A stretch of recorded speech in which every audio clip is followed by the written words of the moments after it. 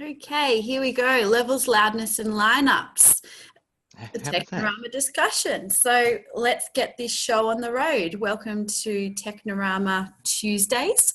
On the last Tuesday of every month, we bring you all the information, well, not all the information, we bring you information on topics that we think would be useful for technicians, but also managers in stations and anyone with a keen interest in broadcast technology, making sure that those who have that interest are able to access some really great content around it and share in a discussion around it. CMTO have joined up with Technorama to power this webinar series, and John Maizels, Technorama President, will be hosting, I'll be hosting. He'll be presenting this evening's webinar. Towards the end, we'll have a Q&A. If you have just joined us, I'll just quickly do a little bit of housekeeping. You're able to raise your hand if you have any technical issues or you'd like to get your host's attention. There is a Q&A box for any burning questions that you may have. If they do stack up, we could have a little pause partway through the presentation. And there's also a chat box. So if you'd like to talk amongst the other participants. And I will just before we kick off, just ask everybody, is there, do you have the ability to see the other participants who are online in the webinar? We changed a setting today to hopefully you can see who else is online, because we love to support that conversation between you all. So if anyone could write in the chat box with an answer. No. Oh dear, I can now be afraid. I can be very afraid because I can see exactly who's watching. Yeah, but you can, but no one else can see can't see anyone else's comments. That is an issue. So we're still trying to figure out, and this is just the comments. In the old platform, you were able to see everybody else's names or the name that they entered upon joining. And that triggers a little thought bubble that my name might be coming up as community broadcasting or community media training organisation. So for those who don't know me, my name is Emma Couch. I'm the National Training Manager at the Community Media Training Organisation, and I'm also a proud Technorama board member. And congratulations, by the way. Thank you. And the host of this series. So I will fix out that little technical glitch so you can, hopefully I can, so you can see others. If you do want to share your comments with everybody, there is an option to share just with the panelists, which is John and myself, or with all attendees. So anyway, we'll figure that out later. And I think that now is a fantastic time to hand over the reins to you, John. Welcome. Thank you very much, Em. So, all right, this is good. And I can see by the list of people who are online that there is an incredible range of people who I know very well and who know all of this technical stuff, and some people who don't know a lot about it. So I'm going to sort of pitch this midway. Originally, this discussion kicked off from something on the Technorama question and answer side, and it got very, very deeply involved with a lot of backwards and forwards. Thought, yeah, you know, here's maybe a chance to deal with a really important technical topic, but sort of bring it back to vaguely high level, but still give us the opportunity to drop deep. I am going to try and do both of those, but I'll be guided by your questions. Now, just so you know, apart from all my notes, here's the reference book. Ta-da! Look at that. This is the Audio Cyclopedia, edited by a guy named Glenn Ballou. I've had this now since 1988. This is the Bible. It tells you everything you need to know about such topics, and I've been referencing it today a lot. But anyway, why are we here? It's I need to get rid of everything else that's on the screen. There we go. Why are we here? Well, the first thing is I'm going to find out what it is that you guys know and don't know. In fact, everybody's going to find some stuff that they know and don't know. And this is still a voyage of discovery for me. So I've been sort of playing with this audio stuff since I was, I don't know, 11, 12. You know, there's just always still so much stuff to learn, and the state of the art changes. And I'll talk a bit about loudness management right at the end. I think I'm also going to use this as a level set for the next discussion. There is going to be a next discussion, so whatever we don't cover off tonight, there will be a more complex thing and a more complex thing and a more complex thing, and there'll also be lighter versions of the same thing. So that, by the way, is called dynamic range in presentations, and we'll be talking about dynamic range a little bit further on. If you've got any really tricky questions, please feel free to ask. Ask Emma. She'll be able to answer them. I might not be able to, but she will certainly scribe them down, and we'll go from there. And let's see if we can spend a pleasant hour. So the topic, levels, loudness, and lineups. Let's start with level. And what do we mean by level? And in this case, I'm going to be very simplistic and just say level refers to how much audio we have. It might be electrical or it might be acoustic. So at the moment, I am talk. This is very analog. This device here is extremely analog. This device here, the microphone, is extremely analog. Everything behind that is moving into digits. So level, we can talk about something that happens in the analog domain. And indeed, if I talk softer, that is lower level. If I talk louder, that is a higher level. Something in here is hopefully ensuring that what you don't get is crappy audio as a result of that varying level. And in fact, that's the nub of what we need to manage our level for. That's why we do it, just so we can balance between being distorted and having bad audio and not having enough audio. Level also might refer to something quite specific. So as we go through tonight, I'm going to be talking about things that are relative. So I will talk about this level. I will try and talk about twice as loud. That would be a 6 dB difference, but it's relative to what? You don't know how loud I was talking when I started, so you don't know how loud 6 dB more is.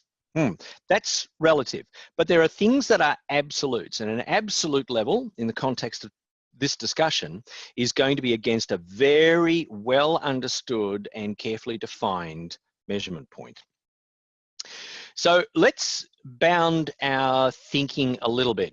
I've just said that. So the signal might be analog or digital, and it might be relative or absolute. Good.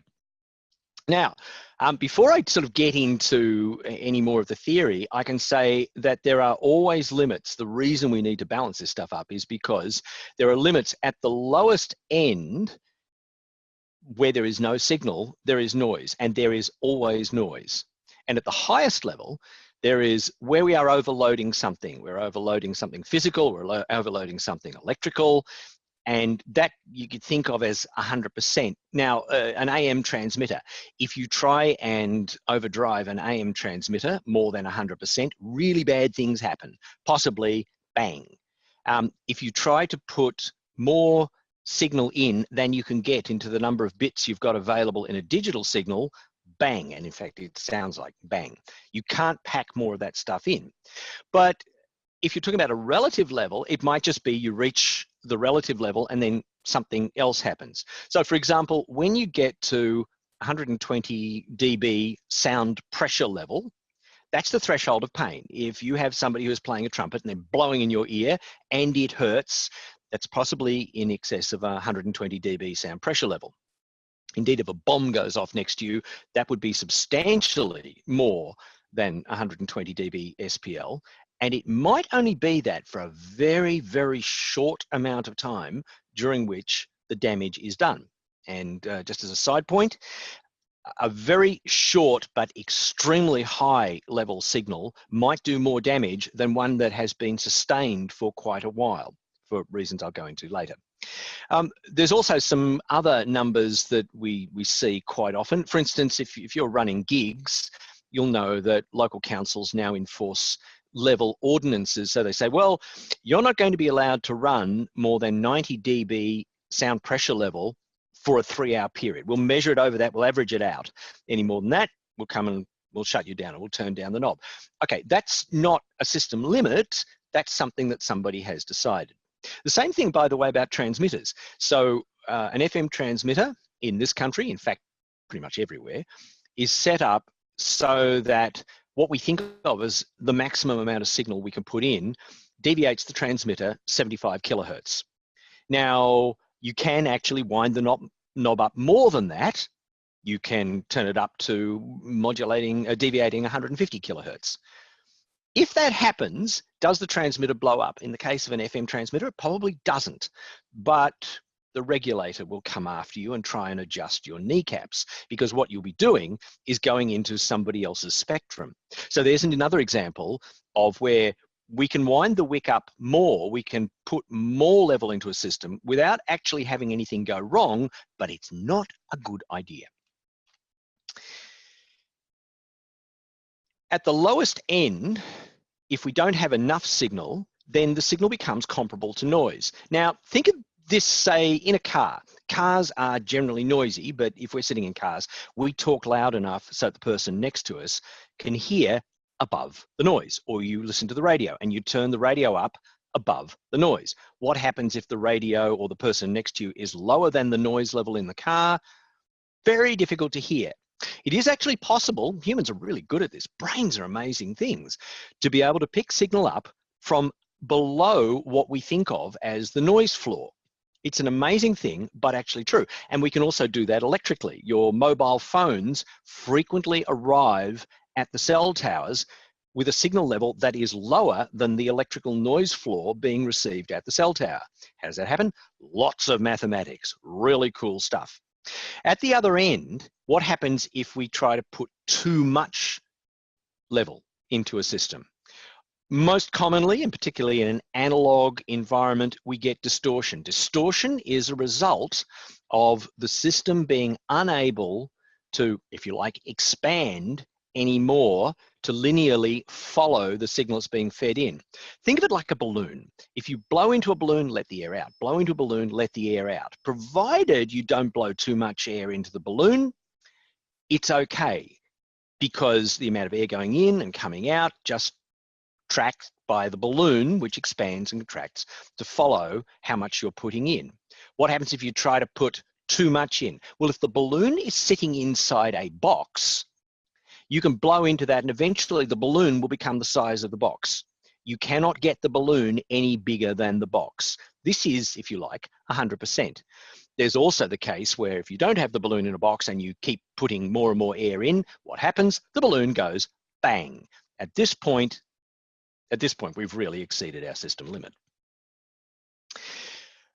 Typically, when we overload whatever the system is that's getting our sound, if we put too much level in, we end up with distortion because, like our balloon in the box, the system can't expand anymore. It can't take any more level. It does something nasty. And that nastiness mostly is the signal goes up, up, up, up, and then it just goes flat. And then it comes down again when we operate back in the linear range. That flatness at the top is a phenomenon we call clipping. Instead of going up like that, it goes like that. And we say that signal has been clipped below the level that we'd like it to be reproduced as. Now, not all clipping is bad. A fuzz box, a guitar fuzz box, is actually deliberate clipping. Transmitters are often fed with gain control devices that deliberately clip the signal. Why? Because that's a sneaky way of getting a little bit more loudness. When you clip the signal, you add distortion. They then have filters to take the distortion back out again. But the result is you end up with a louder signal. And that's the aim of a lot of audio processors. But if you don't manage your loudness, you don't manage your level in the medium, and digital systems, and we'll come to this, digital systems are particularly prone to overload because a digital signal is basically a set of numbers. And eventually, if you put too much signal in, you will reach the size of the maximum number that can be represented, and you can't put any more in when that happens, and then it sounds particularly bad. So, how do we get our level correct? We do two things. One, we measure it, and two, we adjust it. So we measure and we adjust. Let's start with measurement. And before I can really talk about anything related to measurement, I'm going to have to introduce a quick piece of theory. The thing that we measure, the unit that we use to measure our audio is the decibel.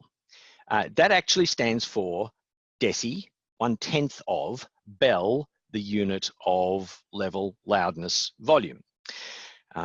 It was named after Alexander Graham Bell, the inventor of the telephone, and the bell is a unit that refers to a ratio between two other numbers. It turns out that for most practical purposes, calculating in bells ends up with numbers that are too big and too coarse to be terribly useful. So we work almost universally in decibels, and that is correctly written as small d, big B. A decimal is not an absolute. A decibel is a ratio. But if you know what you're comparing the two values against, then you can say, all right, we have a sort of an absolute. When I talked about 120 dB SPL, sound pressure level, that is actually against a number that we can identify. Come back to that. Always going to be coming back to that. So when you talk about dBs, it's always a ratio. And because the human brain and the ear and the eye and everything else we deal with works on a logarithmic scale, we calculate decibels, the ratios, in terms of a logarithmic scale. Otherwise, we'd be dealing with obscenely big numbers routinely. And again, that's not particularly helpful. So here are the two formulae that you need to know.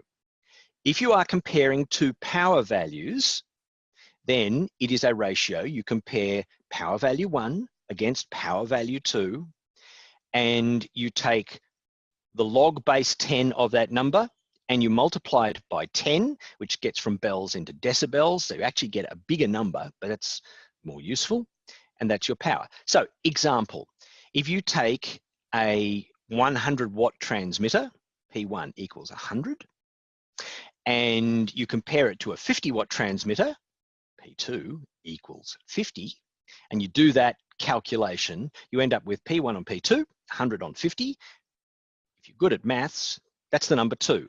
When you take the base 10 log of that, you end up with about 0.3. You multiply that by 10 and you get 3 dB, being the difference between 100 watts and 50 watts. And in fact, that's exactly it.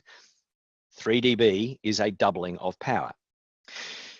I won't bore you with the maths and why the next statement is true, but the relationship between voltage and power, or if you think of volts as level, everything we're talking about today, level can be translated into a change in volts.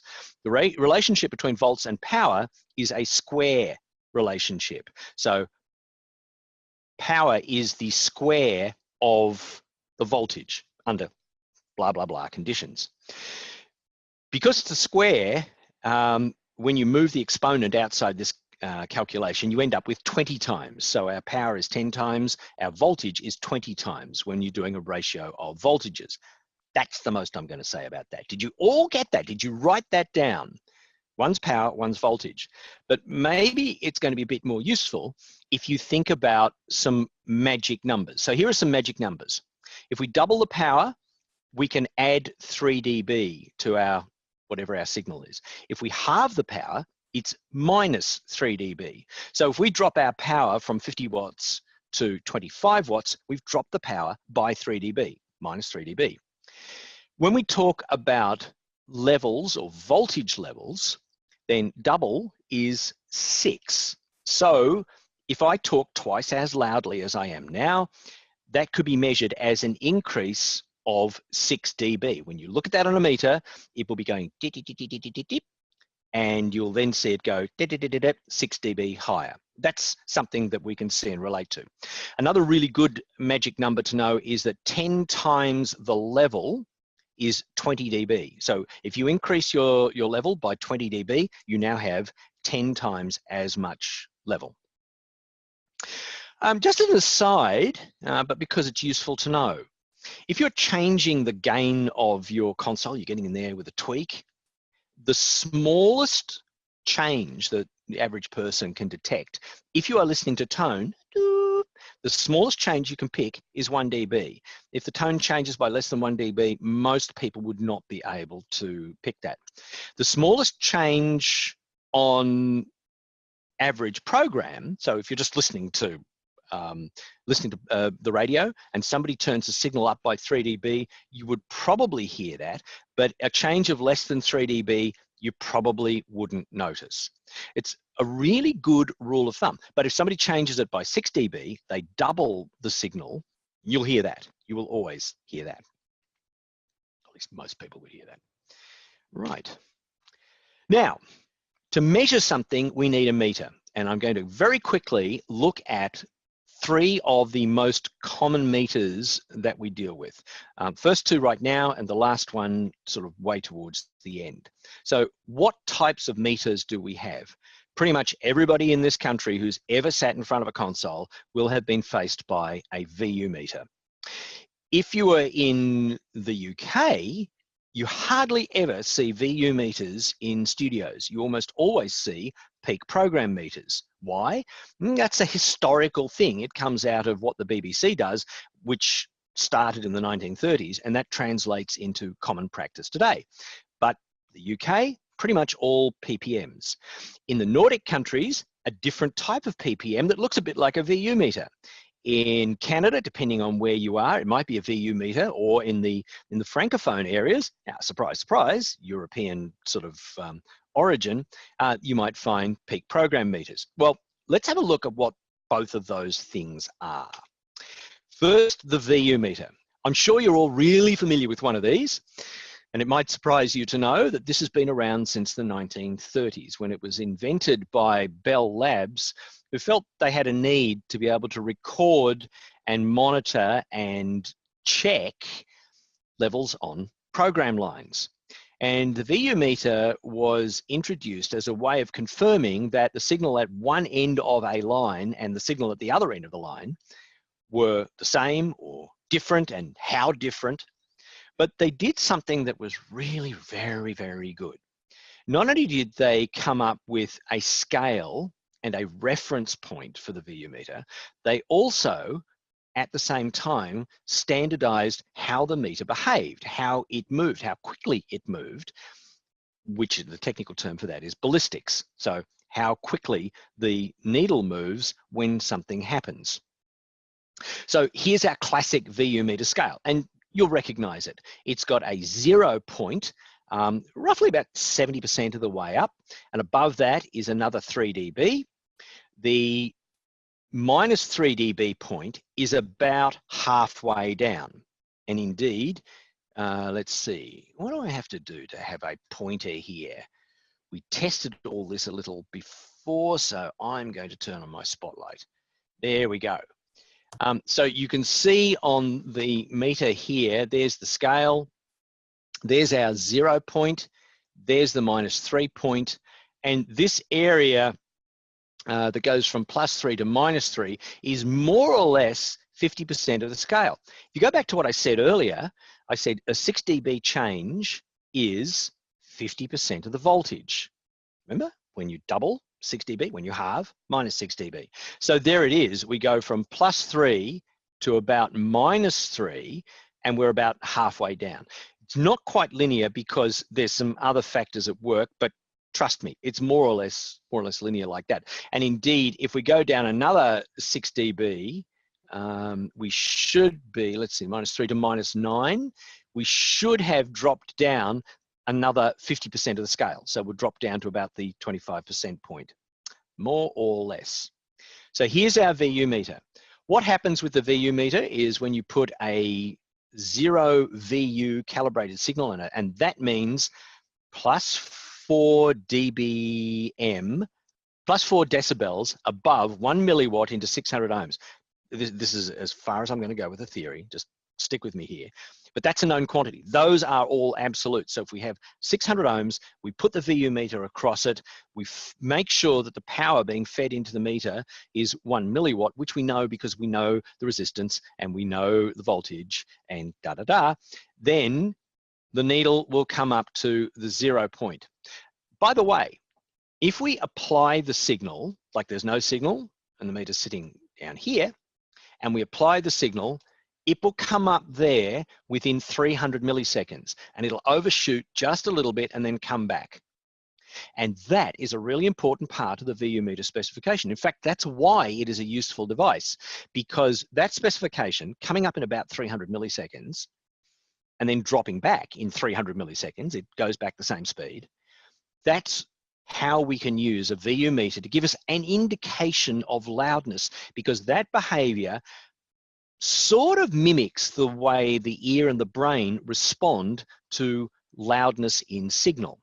And if you think about it, that's correct. If somebody goes and hits a glockenspiel, it's a very short, very sharp, very fast transient signal, which doesn't sound anywhere near as loud as somebody blowing a trumpet in your ear. So the trumpet will bring the signal up and hold it at 0, whereas the glockenspiel, which is really very short, the needle might not even move if that signal hasn't persisted for enough time. In the case of a glockenspiel, it won't. So the meter will say, trumpet, sustained, quite loud, glockenspiel, hit once, not very loud. In fact, that's how it works. Something to know about VU meters is that the VU meters are standards. If it doesn't behave like I just described, if it doesn't do the 300 millisecond thing, if it doesn't do the 1 milliwatt to 600 ohm thing, it is not a true VU meter, no matter what it says on the scale. So all of these things that are on the picture here are VU meters, and provided they all behave according to the specification, they will all read exactly the same, and you could put them all next to each other, drive them with the same signal, and they would read exactly the same. Spooky, but true, even though they all look completely different. But of course, our meters here, these strange things, probably comes from a cassette deck 20 years ago. They might not really be VU meters. They quite possibly be a bit faster. This thing down here with the LEDs might work like a VU meter and might be electrically set up to behave the same as a VU meter would behave. The trick here is that LEDs don't give you, on a scale like this, the light is either on or off. The segment is either on or off. So it's very difficult to get that fineness of reading that you get with a real moving meter. So up here, where you look at this meter, if you go right there and you back off the signal just a tiny bit, there, that would be 1 dB down. And if I increase it a slub, I can get minus a half dB. You can read those level changes very easily, and that's quite good. It's quite good. It's one of the things that VU meters and real meters are very good at when you are lining up and adjusting a system. Let's have a look at the peak program meter. The PPM looks like a meter, but it is in fact completely different. The PPM is graduated in lines. It goes from 1 to 7. There's a bit of a line above and a bit of a line below. And the first thing about a PPM is that the difference from here to here is 4 dB. And the difference from there to there is 4 dB. And as we go up, each one of these markers, the difference is 4 dB. So we could look here and we could say, there's 6 graduations there. So 1, 2, 3, 4, 5, 6. 6 fours, 24 dB. So that's going to show you on a very linear scale a 24 dB change, where the VU meter gets pretty crowded down the bottom end and rather hard to see small changes at the bottom. So the peak program meter has what we call an expanded scale and lets you actually see more detail. The other thing that's really important about the PPM is that it will get from here to here in 5 milliseconds. That is really fast. Now, if the job you're trying to do is protect a transmitter, that's a good thing. If what you want to do is work out how loud something is, it's not particularly good, because the peak program meter won't really tell you anything about how loud a signal is. And that's because it comes up here really quickly and then decays quite slowly. And it might take almost 2 seconds to get from the top back down to the bottom. Really important to know. So there's our PPM. It tells you a lot about protecting a transmitter and not overloading something, but doesn't tell you about how loud it is. Our VU meter tells you a lot about how loud something is, but really can't tell you when you're overloading the transmitter. Aha! Horses for courses. By the way, where I said VU meter is a VU meter is a VU meter, that's absolutely not true for a peak program meter. These devices on the screen here are all peak program meters. But if you have a look at the one that's in the bottom middle here, which has the scale that I just talked about, let me just switch this to, there we go. So you should be able to now see me moving over that scale. And so this is the scale that we just discussed. This is the standard peak program meter. This one, by the way, is a stereo meter. So the green needle shows the left channel and the red needle shows the right channel. Quite good. But there are many other forms. So if we look at the one up here, you'll see this meter shows you a range of 55 dB, which is stonkingly a lot. That's a very big range. Below 50 dB, we're almost in the noise, plus 5 dB on this scale, we're actually getting quite loud. But this is a really good meter if what you want to do is calibrate a piece of equipment or work out exactly how it's behaving. Same thing in here. This meter here goes from +9 down to -36. These scales are very common in the Nordic countries. This one down here, by the way, an expanded scale, this is a German device, and this uses a beam of light, which is actually where they started. So even rather than moving a needle, which needles have a lot of inertia, this used a beam of light, and you could just move a very tiny mirror on a very tiny coil very, very quickly. It's a cute piece of work. All right, so what do we know about measurement? Let's just go back to our VU meter and say, look, it's roughly linear. You drop down from our absolute maximum, which is our +3 point here, and you drop down to -3. The meter has dropped from roughly full to about halfway. That indicates that your volume has dropped from roughly, whatever it is, to roughly halfway. The VU meter tells you that. As you drop another 6 dB, you'll come down to being about 25%, and you drop half of that, it'll be another 6 dB, you're down here, and so on. You can keep dividing, except that by the time you get down there, it's very difficult to read. But the VU meter is a roughly linear device. Now, we talked about what are levels. There is a definition of what 0 VU actually means. 1 milliwatt into 600 ohms for a standard VU meter will give you a measurement of +4. When the needle goes to the 0 point, you're actually feeding +4 dB. I hope it's dBV. +4 dBu, sorry. The suffix actually means something. My colleagues who know this better than I do can come and skewer me later. Thank you. There will be a flogging of the maze after this session. But +4. +4 is an important number because that's our standard reference lineup level for all equipment, pretty much globally now, certainly in this country, in the US, and sort of in Europe, mostly. Now, back to this chart here that we just put up. What are system limits?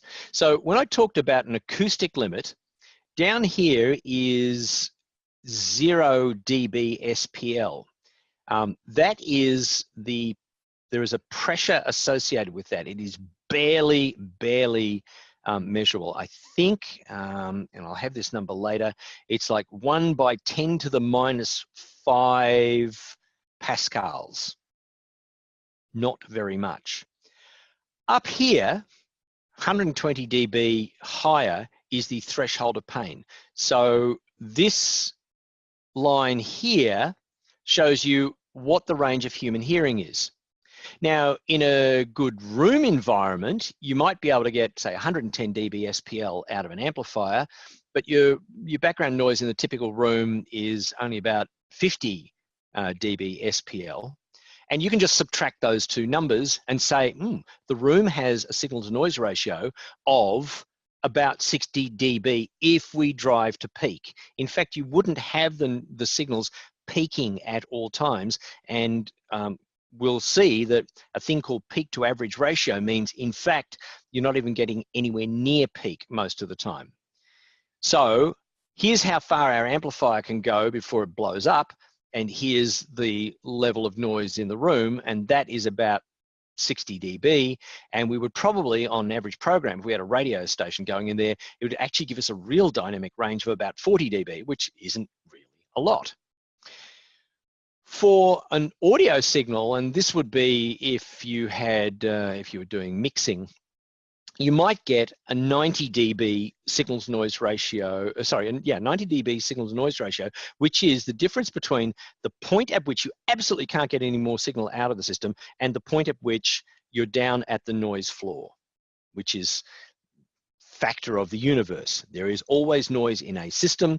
We know exactly what that is. We can calculate it, and it's related to atoms bouncing against each other.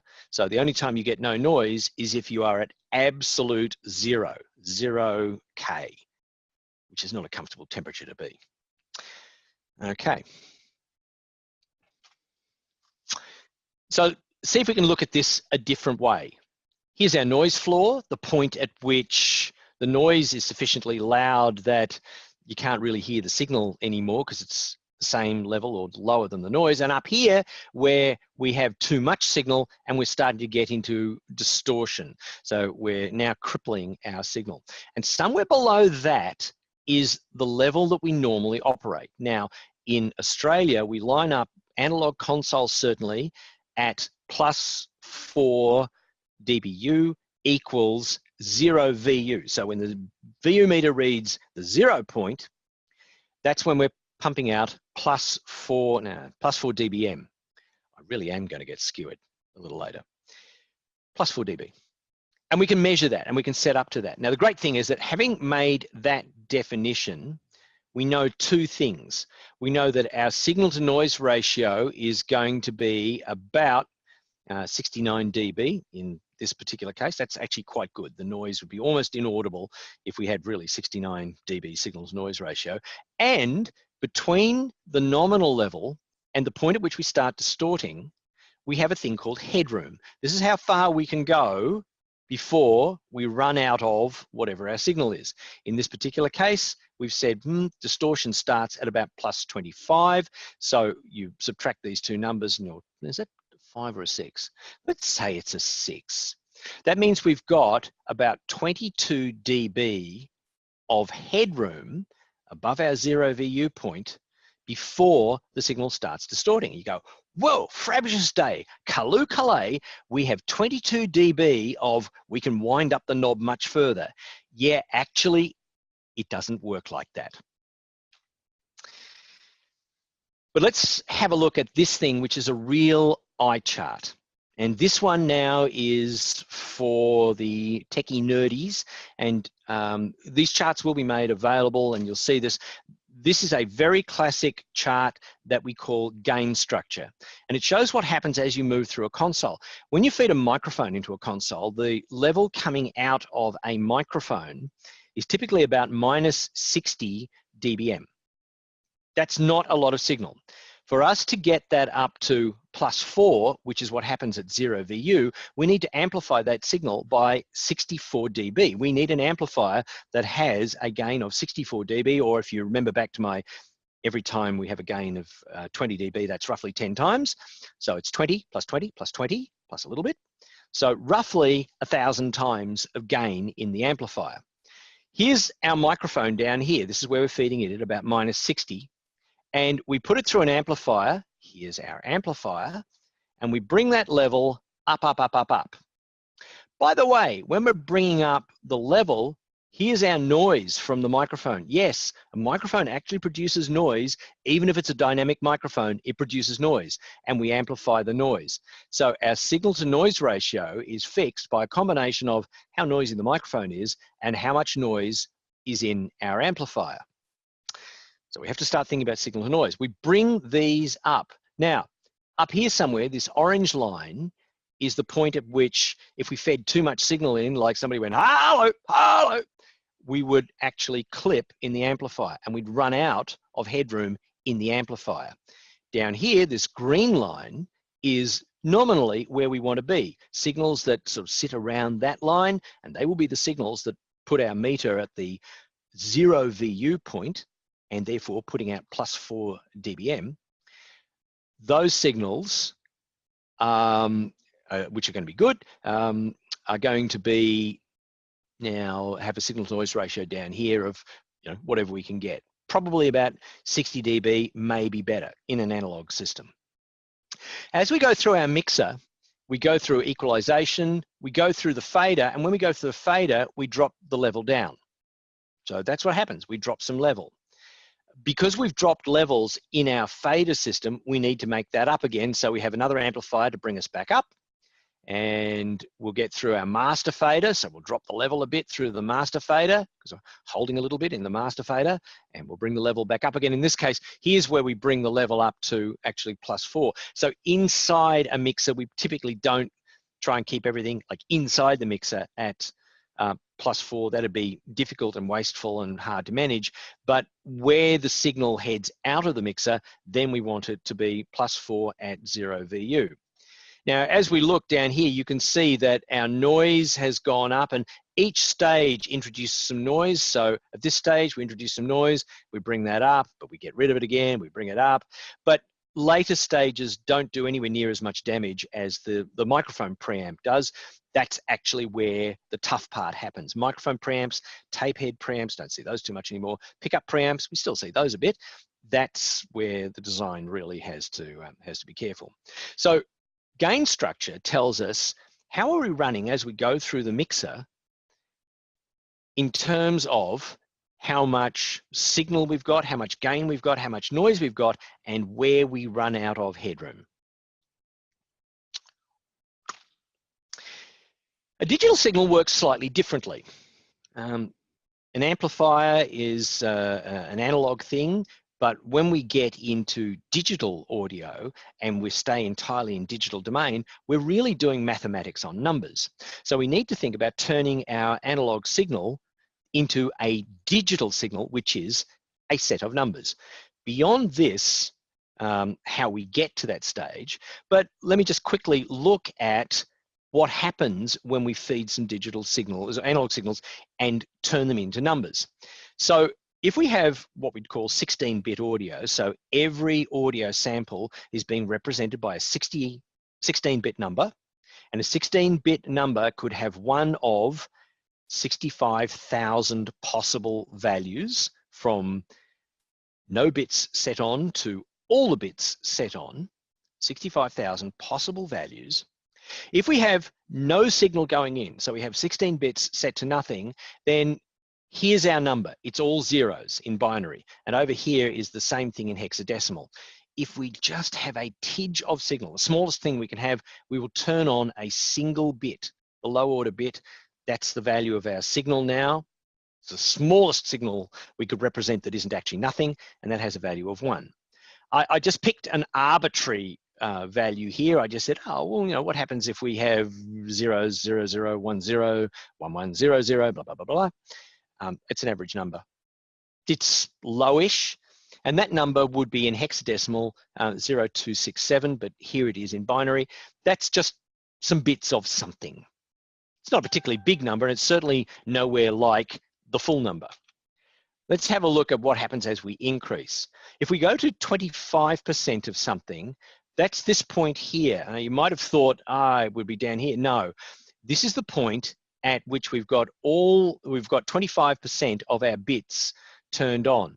And above that, we can turn this one on, then turn that off, turn that one on, then turn both of them on, and that's it. So there's 3 more states we can go through, which is the other 75%. So we can go from 3 FFFF, and that's 25% of our signal. And if we just keep cranking the level in, eventually we'll hit our peak. Here we are, right at the top. And then our signal is represented by no more bits that we can turn on, and that's FFFF. That's the maximum. What happens if we go over the maximum? You can't put more bits into a 16-bit number. You can't go to the 17th bit. Does not exist. So if we feed more audio into a digital processor than it's capable of representing, every bit of level beyond whatever 16 bits is, just is 16 bits. that really sounds very bad. You know, where overloading an analog system might sort of be a bit fuzzy and you go, oh, yeah, it sounds a bit cool, you know, guitar, good. Yeah. Digital overload does not sound good at all, ever, ever, ever. And here's the worst part. Once you overload a signal, once you've got digital overload, once you've run out of bits, you can never, ever recover the original waveform. There is nothing you can do. It has gone up and it is gone. So let's think about what are our limits in practical sense. If you go over 0 VU on a closed system, like that little amplifier chart that I had at the start of the pitch, absolutely nothing happens. If you sort of, you know, and we've had to deal with this with radio announcers forever and ever and ever. Most radio announcers don't actually understand how a VU meter works. And I've even seen one VU meter where the needle flew off because it had been bashed so hard against the end stop. Most people don't care, which is not a good thing, but we have to design the systems to be able to cope with that. And provided you don't run out of analog headroom, not a problem. If your peaks actually hit clipping, if you've wound the knob up so far that you hear clipping, you will distort. The top of the waveform will be clipped off and you will hear something that sounds like distortion. That might or might not be a bad thing, might not sound raucous. And of course, in radio, what we do is we put a control device after the panel to try and control those levels, so acting as an automatic knob to wind the level back so we don't blow up the next thing. What's the next thing? The next thing is probably your transmitter. I can tell you that if you overload an AM transmitter, so you're trying to modulate greater than the carrier level, it's not good. And in fact, it's so not good that a lot of AM transmitters, when they get overloaded to that level, will simply shut down, as in bang, as in you do damage. Now, an FM transmitter doesn't quite work like that, because instead of modulating that way, which is what an AM transmitter does, FM transmitters modulate like this. They change the frequency. And the rule is 75 kilohertz deviation, because that's what will fit into a 200 kilohertz channel, which is what we have in Australia, the FM band everywhere. If you put too much signal into an FM transmitter, it will in fact attempt to deviate further. And if you wind the knob up, it'll just keep deviating further. It depends on how well it's designed, of course. The thing is, the transmitter will probably cope rather better than receivers. Receivers will tend to mute when there is too much deviation. So if your signal is over deviating, what is most likely to happen is that on peaks, your receivers will suddenly mute, and they'll mute on peaks. And then as soon as the peak drops, which, you know, might be milliseconds later, the receiver will come back on. It's a very good telltale if a transmitter is being over deviated. And as I said, on a digital system, if you over deviate, if you overdrive, if you run out of bits, it is not fun. John? What? Yep. We have only a few minutes left, and we do have a couple of questions. So I just wanted to pause for a second. Tell me the questions. Okay, right. So one of the questions we had was from Meredith, and she has asked that our Axia console, on our Axia console, the meter says VU on it, calibrated 0 to -60. A peak level bar and kind of graph thingy. Yep. Guess what? Confused. It's not a VU meter. So regardless of whether it says VU or not, that is not a VU meter. It's a meter, and it is calibrated, and it will tell you something. And having the little peak LED on it tells you something. That will tell you about peaks as opposed to average, which is what the bar will tell you. So now you can see on that meter something about peak to average ratio, which I was just about to talk about. But it's not a VU meter. So, and it's not a ppm meter? That depends. So here's a good thing. The ballistics of the bar could be equivalent to VU. It might actually be when you put a signal, it takes 300 milliseconds, comes up to the 0 point.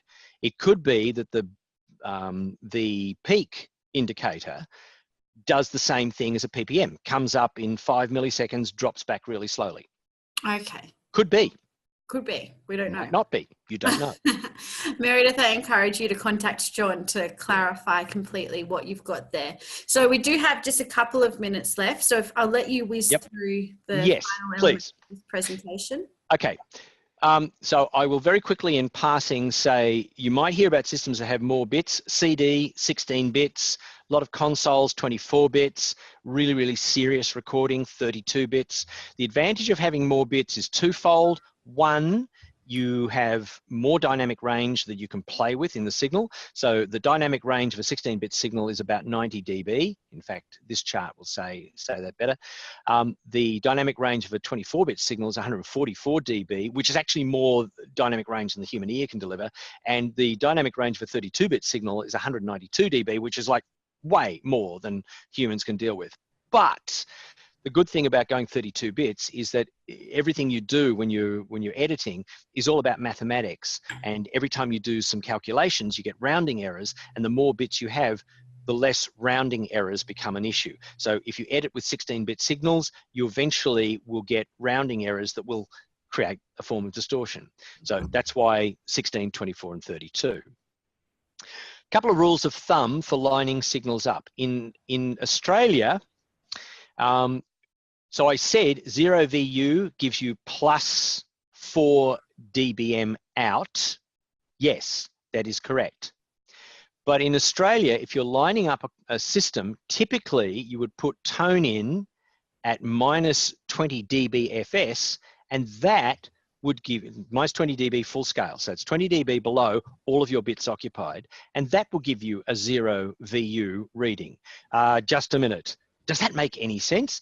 Yeah, what that says is that your reference signal, your tone, which will have a peak to average ratio of 0.7, by the way, your tone is going to be 20 dB lower than the point at which you run out of bits and things sound like garbage. And that says, okay, you've got 20 dB of headroom to play with.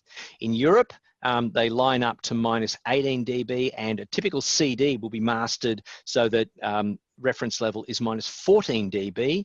And remember I said mastered. So the reason you do that with a CD, the reason they're mastered slightly hotter, is because they are mastered and they know exactly what the peak level is, and the CD is never allowed to exceed absolute peak level, which would be 0 dB full scale, the point at which you run out of bits.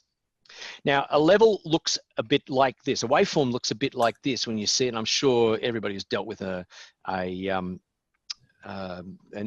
editor will have seen something like this. In here, you'd say, oh, that's average sort of there. Here's your peak point. That's the point at which you don't have any more signal. Average, peak. In here, you can see that was a very short burst. Whatever that audio was very quick. So even though it sort of looks like in here, this has a very high peak to average ratio. And that up there, that's the point at which we run out of bits. That's the point that we have to be about 20 dB below in order that we don't have a major problem. So peak to average ratio is the relationship, I'm not going to get, it's the relationship between the maximum value of a signal and the average. Here's an example of a waveform as it goes through. You can't really see what the average looks like in there. You could certainly see where the peak is. You might say that's the peak. For a sine wave, that's the peak. The average is down here, which is actually at 0.7 of whatever that is. And RMS is a topic that I might talk about on a later date. Here's some better examples, because this is what music might look like. So over here, this is an orchestral piece. That's actually España. And in general, there's a lot of stuff happening, and here's our peaks. And here's one really big peak over here. Over here is something that is generally much quieter and has no really big peaks. Here's something that's really quite loud and has a couple of peaks there. This would be much more typical of, say, rock music, where rock music has a quite low peak to average ratio. In order not to blow things up, we generally adjust levels, and we can adjust levels a couple of ways. Here's an original signal going through a system, and we see it gets a bit louder. We can hard clip the signal. So that's the point at which we say, yep, absolutely at this point, no more. But you can see right here that the result of hard clipping is that we get a flat top, and that will translate as pretty bad distortion. If we have a peak limiter, a device that looks at the signal and adjusts very quickly, then we can pretty quickly come back to a signal that doesn't exceed our threshold. And then when we drop our signal back down, we have something that's below threshold. This would be if we had a limiter that didn't have particularly fast attack. To protect a transmitter, you want a limiter that has very fast attack. And we can have a thing called soft clipping, in which case we sort of distort the signal, but not badly. I'll just say very quickly about some peak to average ratio numbers. Rock music has really, really low peak to average ratio. It's like loud, loud, loud, because that's generally how it is. There's not a lot of peaks, but there's not a lot of softs as well. Jazz might have 10 to 12 dB of peak to average ratio. So when your VU meter is hitting 0 on the panel on rock music, think about the peaks maybe being 4 to 8 dB higher than that. On jazz music, your meter is sitting at the 0 point. The peaks are actually about 12 dB higher than that. Human voice has a pretty high peak to average ratio. So when your human voice is going to the 0 point, your average, your peaks rather, might be 16 dB higher than that. And for a glockenspiel, somebody's playing a glockenspiel in the studio and you manage to get the glockenspiel to read 0 VU, you're probably putting 20 dB or more out. And you can see that at that point, your glockenspiel, even though the meter says 0 VU, might well be overloading the transmitter and might well be running out of bits in a digital system. By the way, I worked at 3XY in 1970 and they had a peak to average ratio of about 2 dB. They had 3 limiters in series and it was all very, very fast and it was very heavily limited. It sounded like crap, but boy, was it loud.